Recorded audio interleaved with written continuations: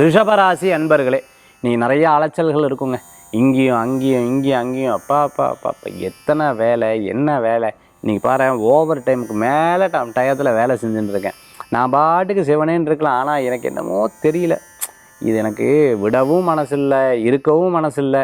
இப்படி பலவிதமான யோசனைகள் மனசில் இருந்துட்டுருக்கு. யாராவது நடுவில் பேசினா, இவங்க ஒருத்தங்கப்பா நச்சு நச்சு நச்சு நச்சுன்னு பேசிகிட்டே இருக்கா, ஃபோன் அடிச்சுட்டே இருக்கு, சே அப்படின்னு சொல்லிட்டு கவலைப்படுவேன். சில விஷயங்கள் ஒன்றாக சேர்ந்து வேலைனா ஒட்டுக்காக வரும், சில நேரத்தில் வேலை இல்லைன்னா ஒன்றுமே இருக்காது.